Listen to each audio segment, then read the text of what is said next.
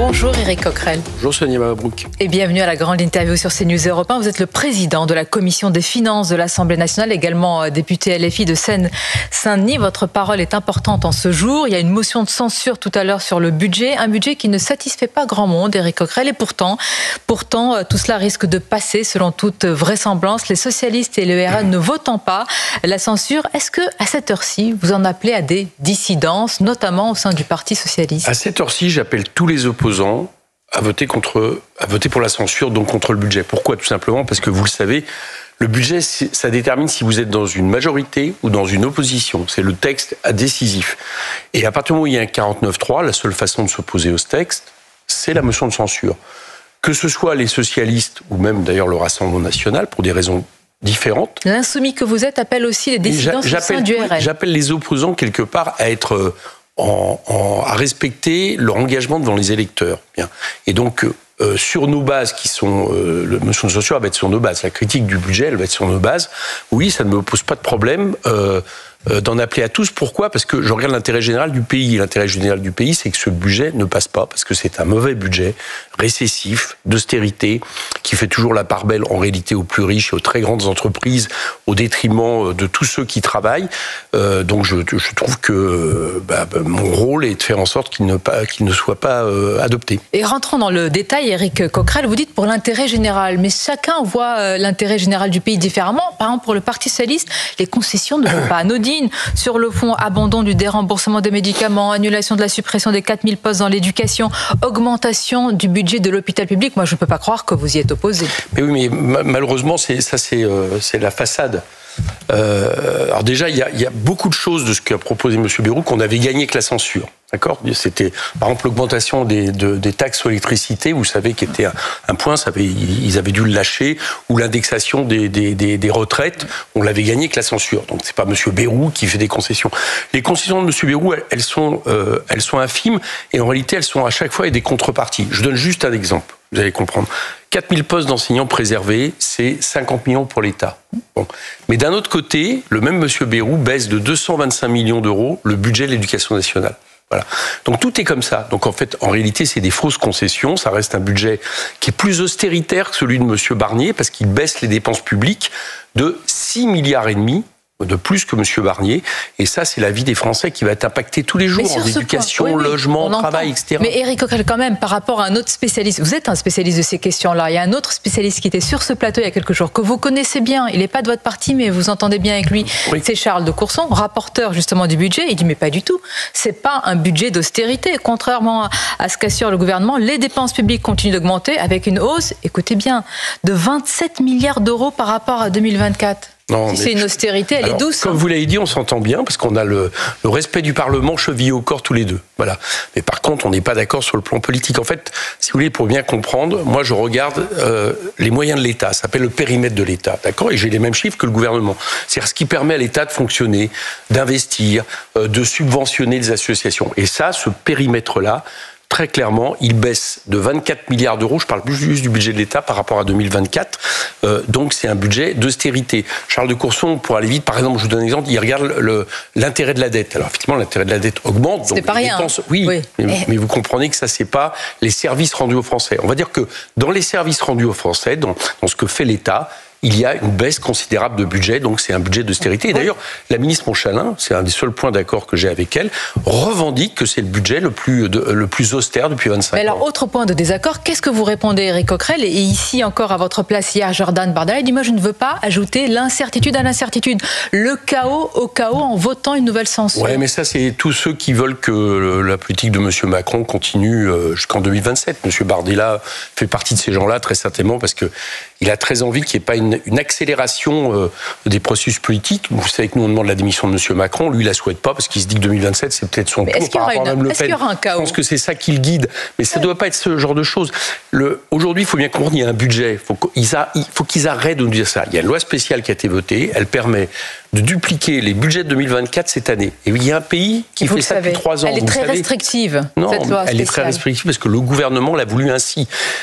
le gouvernement a choisi d'avoir la vision la plus restrictive du budget. Je donne un exemple, ça a fait la une de l'actualité hier, les emplois de service civique. Voilà. Alors les communes nous disent « Ah, mais on n'a pas de visibilité, on ne sait pas, etc. » Mais c'est le gouvernement qui a décidé de ne pas prendre les subventions votées en 2024, qui existaient, la ministre le reconnaît, et de les dupliquer en 2025. C'est un choix qu'ils ont fait pour après nous dire, vous voyez, il n'y a pas de budget, c'est une catastrophe. Mais ce serait d'un cynisme incroyable, c'est-à-dire décider de couper les crédits pour dire ensuite... Mais je vous rappelle que c'est les mêmes qui nous expliquaient qu'avant la première censure, si on la votait, les fonctionnaires n'allaient plus être payés et les cartes vitales n'allaient plus fonctionner. Vous avez vu que tout ça n'a pas existé. Voilà, il n'y a pas une pluie de sauterelles sur le pays.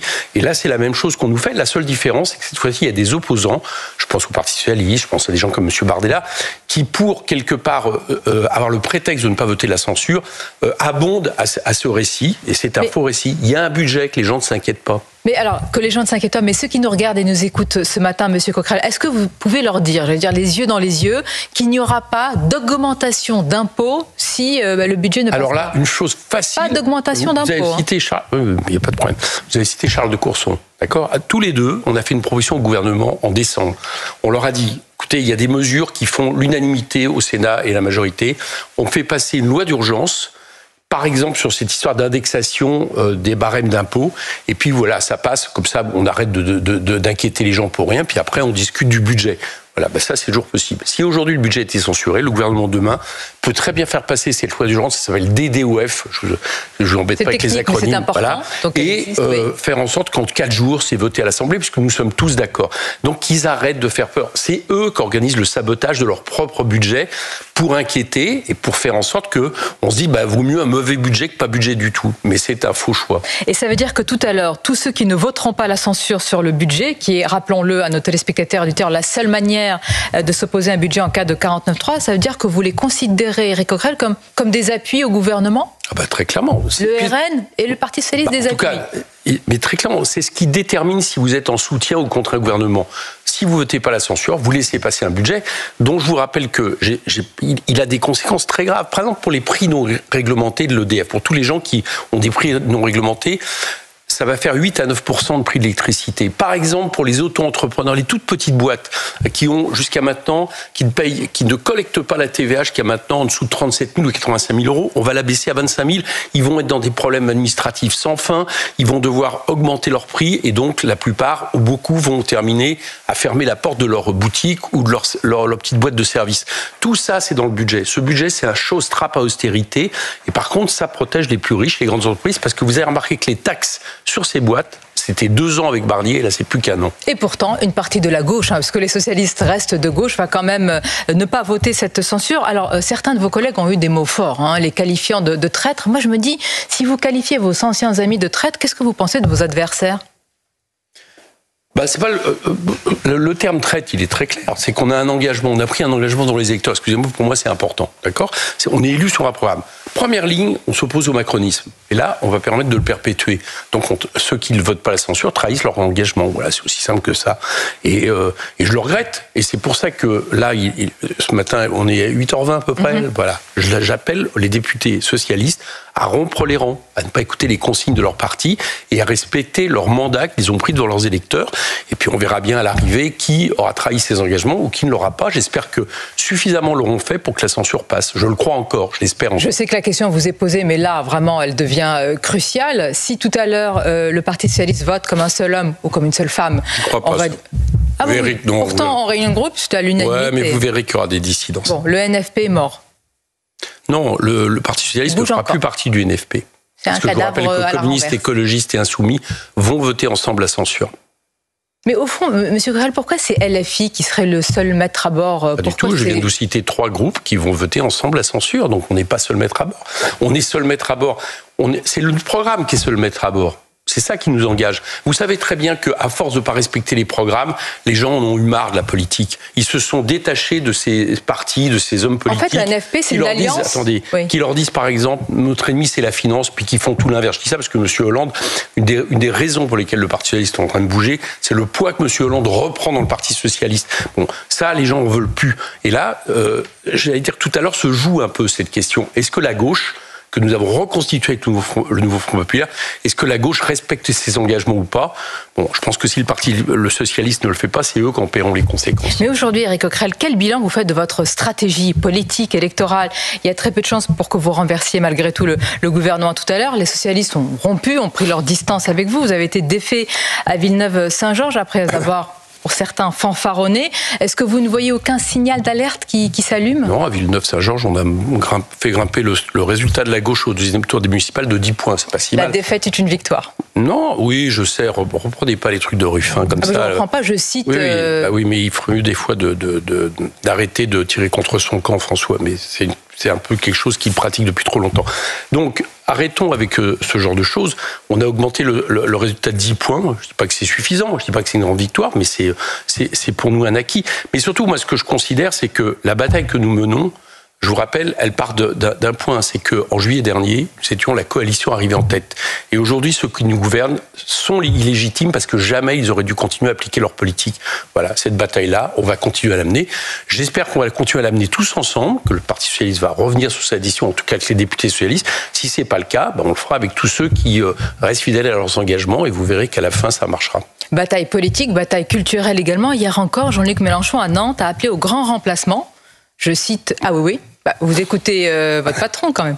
Non, pas tous les jours, mais souvent, ce week-end notamment. Ça vous a échappé? Il a parlé de grand remplacement. Vous avez dû entendre. Comment? Il m'arrive de citer Jean-Luc Mélenchon dans le texte. Il a parlé de grand remplacement. Il appelle à un changement des populations dans les territoires ruraux. Vous reprenez le mot d'ailleurs qu'emploie M. Mélenchon, de grand remplacement? Écoutez, là, vous me la sortez du contexte. Vous pouvez me faire confiance. Allez-y, continuez. Je ne sais pas. Est-ce que on peut peut-être retrouver l'extrait et le passer tout de suite? Non, mais oui. Non, mais vous avez compris qu'il appelle. La question. Vous avez été l'un des théoriciens d'ailleurs de cette créolisation express. Ma question, est-ce que vous appelez un grand remplacement des populations, des mœurs, de la culture française? Je vais reprendre les propos de Jean-Luc Mélenchon, je ne sais pas s'il a utilisé ce terme, mais dans quel cadre. Ce que nous disons, c'est qu'il y a une nouvelle France. Par exemple, en 1958, un Français sur 10 avait un grand-père, un grand-parent étranger. Aujourd'hui, c'est 1 sur 4. D'accord? Et je peux vous redonner beaucoup d'éléments comme ça. En 58, 50% des Français habitaient dans les villes, aujourd'hui 80%. Donc effectivement, il y a un nouveau pays, une nouvelle France, des nouvelles générations qui n'ont ni les mêmes modes de vie, j'allais dire qui ne sont pas des... Parce que ce que je viens de vous déterminer, par exemple... Pardonnez-moi, l'assimilation, c'est épouser les modes de vie du pays dans lequel nous sommes. Mais les modes de vie du pays, c'est pas... Il n'y a pas des modes de vie du pays hérités, il y a ce que le pays est. Non. Il n'y a pas de mode de vie, il n'y a pas de culture, il n'y a pas de nation, il n'y a pas de langue, il n'y a pas de culture. Et vous savez très bien que notre nation est basée sur un fait politique, l'adhésion à la République. On est français, la carte d'identité française fait que on n'est pas français parce que on aurait une culture issue de plusieurs centaines d'années. On est français parce qu'il y a un moment donné, on considère que c'est un fait politique, on appartient à la République et on est français à part entière. Il n'y a pas de français de papier, pas d'autres français. Il y a la République, il y a aussi la nation. La nation se définit sur une langue, sur une culture. Non, pas du tout. La nation se définit sur la citoyenneté en France. Justement, elle ne se définit pas sur des conceptions ethniques. Vous savez que c'est la différence notamment avec l'extrême droite. Je suis pour la nation telle qu'elle est héritée depuis la Révolution française et même avant. Est-ce que vous êtes pour la désassimilation? Et à partir de là, cette nation-là, c'est les gens qui la composent, qui la font vivre, la font évoluer. Et aujourd'hui, par rapport au passé, il y a des évolutions. Quand vous avez, par exemple, un pays où la paysannerie, en 1945, représentait à peu près 50% de la population active, aujourd'hui elle représente 2%, inévitablement, ça crée des différences. Je ne juge pas en termes de valeur, je dis que ça crée des différences, et c'est ça que nous appelons la nouvelle France. Pour tous ceux qui viennent d'ailleurs, et j'en fais partie, est-ce que vous leur dites, venez comme vous êtes, ou est-ce que vous leur dites, il y a des mœurs, du moment où Je vais terminer la question. Il y a une histoire partagée, etc. Est-ce qu'il faut s'assimiler et partager cette même histoire? Non, il faut partager les valeurs de la République, liberté, égalité, fraternité. Est-ce qu'il n'y a pas aussi culture, mœurs et code culturel? Je ne sais pas ce que c'est, culture, mœurs. Expliquez-moi. La culture française. Par exemple, vous l'expliquer, moi. Par exemple, dans la culture française, dans la culture, vous êtes plus jeune que moi, dans la culture française, moi je suis né, par exemple, il n'y avait pas beaucoup de rock en France. Le rock, etc., n'existe pas. Bon, vous avez vu aujourd'hui que c'est des formes de musique. Le rap n'existait pas. Donc vous voyez bien que cette culture, elle évolue. Elle évolue aussi en fonction. Je n'oserais pas vous donner une définition. Elle évolue aussi en fonction, j'allais dire, d'une mondialisation aussi au niveau de tout ce qui nous vient de l'étranger. Et c'est pas plus mal. Le tout, c'est que quelque part, le creuset dans lequel tout ça se passe, c'est le creuset politique de la République. Liberté, égalité, fraternité. Voilà ce qui, pour moi, fait la nation française et ce qui fait notre fierté dans le monde. Monsieur. Égalité homme-femme, un certain esprit français, le droit au blasphème, tout ça fait partie de la culture française. Par exemple, les femmes, comme vous dites, les femmes dans les années 60 ne pouvaient pas avoir un compte chèque, par exemple, à leur nom. Et aujourd'hui, elles peuvent se balader tranquillement dans les rues. Je vous rappelle, la contraception était interdite. Vous voyez bien que tout ça, ça fait des évolutions qui permettent justement, au moins d'avoir les conditions matérielles, c'est pas encore malheureusement réalité, de l'égalité. Bon, tout ça fait évoluer une population. Et ça, c'est plutôt positif. Permettez-moi alors pour finir de saluer un grand Français, écrivain français détenu depuis 81 jours, Boualem Sansal, qu'il faut libérer. Bien sûr. Merci de le dire, vous n'êtes pas en accord avec certains dans votre groupe? Si, je suis en accord avec les positions du groupe, qui est de dire qu'il doit être libéré et qu'il y a d'autres personnes comme ça que dont la France devrait exiger des libérations dans le monde. Voilà, et je pense qu'on doit toujours être du côté de la liberté d'opinion. Rima Hassan appréciera. Merci, Monsieur Coquerel. C'était votre grande interview. Bonne journée. Merci.